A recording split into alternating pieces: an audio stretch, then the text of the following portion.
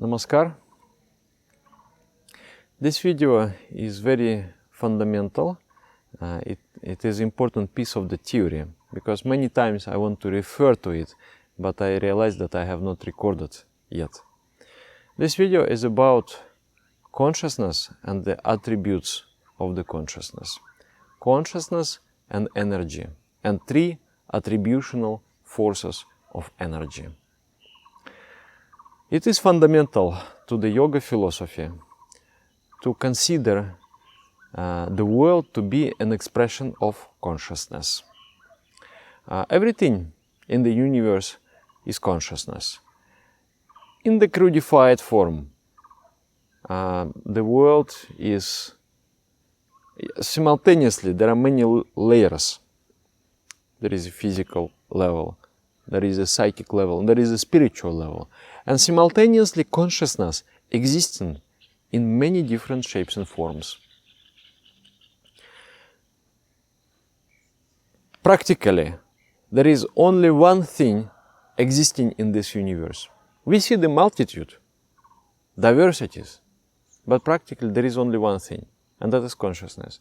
So how that one consciousness, how that God becomes so many things? You know, even in like in religions, in Christianity or everywhere, it is said that God was alone, and then He has created the universe. But from where He could have created the universe? If there was nothing, if there was only God, He must have created the universe from Himself, from His own nature, from His own existence. So consciousness is like the material. And that material, why is it so different? This leaf and this stone, they're very different, but they are the same consciousness. And I myself also. This leaf and in me is the same thing. But I look, no, that leaf is different from me. It is outside of me, and it looks different. It is different. So how one same thing becomes so many different things? Due to effects of creative energy. It's like the consciousness and energy. It's like two things in one. For example, the milk and its whiteness. You cannot separate. The fire and its burning capacity. You cannot separate. So similarly, consciousness and the energy of consciousness is one thing, cannot separate. But theoretically we can separate. So consciousness has an innate ability to be changed according to the play of energy. Then energy, another example.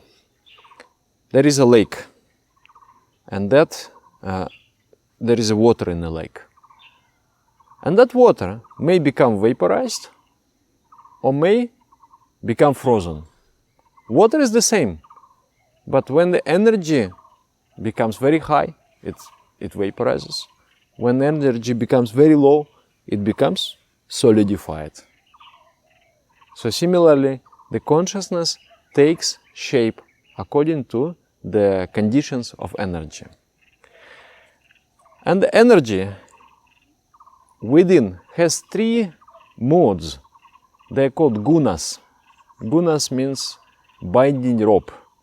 Binding rope. So they are gunas for the consciousness. They are binding strings that bind the consciousness into some shape. So what are those three? Attributional forces. They are sattva guna, the principle of sentience; raja guna, the principle of dynamism, mutative principle. Mutative means something which is always changing, one shape into another shape, mutative principle. Then static principle, tamaguna. So remember those words: Sattva guna, Raja guna, Tamaguna. Sentient principle, the principle of sentience, intelligence, clarity, joy, happiness. Raja guna, mutative principle, something which changes one form into another form. And then Tamaguna, the staticity principle. So what those gunas, what is their production, what is their result? When Sattva guna influence the consciousness acquires the I feeling. The consciousness becomes self-aware. I exist. I exist. And other feelings accompanying that feeling of existence are joy, knowledge, complete knowledge. You know everything. Joy, knowledge, clarity, soberness, peacefulness, no movement. There is complete stillness. And then, due to that principle, a certain portion of the cosmic mind is produced. There is a difference between cosmic consciousness, that is pure bliss, without... The mind is something which is doing something, and consciousness is just witnessing. So that pure witnesship is consciousness. And the mind, there is some action. Even the existence is also sort of action. I exist is created by the Sattva guna, sentient principle. Then, when the Raja guna, the principle, mutative principle, works on that portion of the cosmic mind which is I exists, further crudifying it, creating vibration in it, the feeling in the cosmic mind is created. I exist and I do also. I am capable of doing something. I am not only existing, but I am also doing something. Similarly, in the microcosm, in us, I also have that. I have that I exist, and I also do. For example, now I speak. I speak. Or now I see. In front of me there is a camera. I see the camera. All three portions of the mind are expressed in that statement. I see the camera.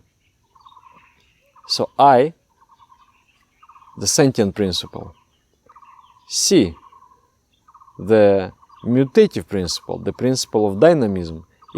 This principle creates ego portion of the cosmic mind and the microcosmic mind also. And then the final force, the static principle, it creates the result of action. What will be the result of seeing the camera? The result of that action is seeing the camera in my mind. When the camera appears as a particular form, objective form, in my mind, that is the result of Tamaguna. So Tamaguna creates something which is called Chitta. Chitta means the objective portion of the microcosmic mind and the macrocosmic mind also. So when something objective is created, objective means something which I can see, something which I can hear, something which I can taste, etc. So objective, or even the idea, is still an objective thing. Subject, object. Subject is the one who is seeing, and object something which is seen. I am seeing something, I am the subject, and that something is an object. So when the objective portion of the mind is created, that is called Chitta. Chitta, and it is under influence of static principle. So that static principle is the final crudification of the cosmic consciousness. So these three gunas, when they affect our mind, and they are affecting our mind, they create different feelings. According to combination of these three forces, there will be also degree of subtleness or crudeness of the created object. For example, this leaf, what principle is dominating there?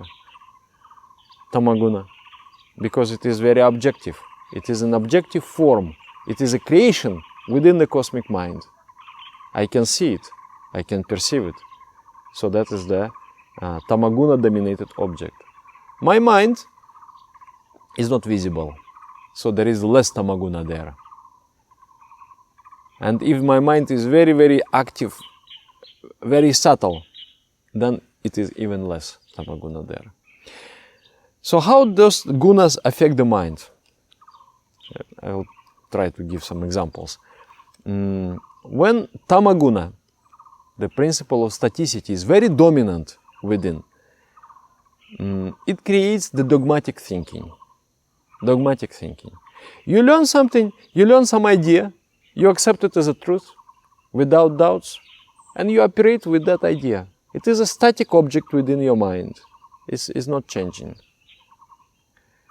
So many people, they are dominated by Tamaguna, by the static principles. It's like the beginning of evolution. You are trying to overcome. The evolution is overcoming the influence of those gunas and coming back to the state of pure consciousness.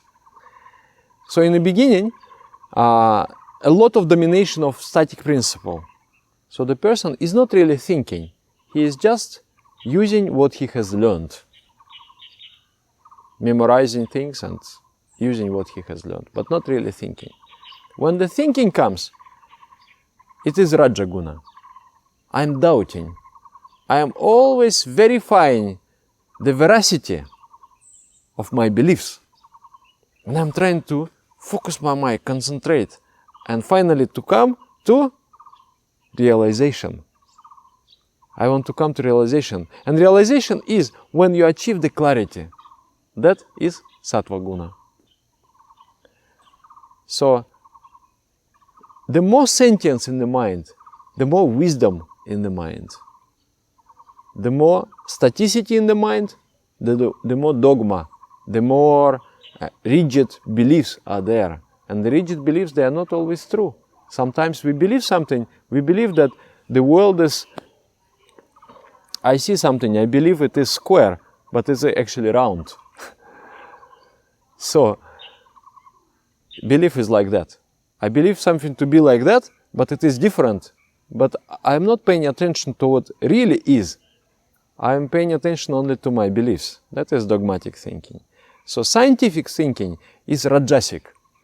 The mythological thinking, which the thinking that humankind practiced for so many millennia, mythological thinking. Well, I learn something, I believe something to be true, is tamasic, is static in nature. Then scientific thinking is constantly doubting and relying only on experimentation, on the mathematics, etc., is Rajasic thinking. You are changing your beliefs and you're going from crude to subtle. And finally, the state of realization, when you establish something and you realize something, you understood something, that clarity, that joy of knowledge is Sattva Guna. So that is one example.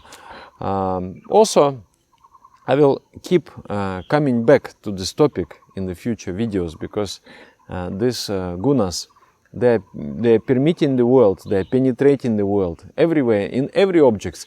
They are manifest. For example, in food, if you take certain food, that food will increase the influence of static principle over your body and mind.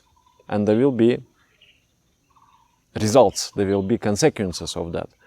Or some other food you will take, that food will increase the influence of sentient principle over the mind. And you become more wise, you become more intelligent, just by taking particular food. So knowing these laws of nature, it gives us a lot of advantages. Thank you very much. I hope you understood, at least to some extent, this topic of consciousness and energy. Energy binds the consciousness and gives attributions to that consciousness. Changes the shape of the consciousness, make it into something different. This variety of the universe is created by different degree of influence of the gunas, or these attributional forces, over the consciousness. This is the main concept. Thank you very much. Namaskar.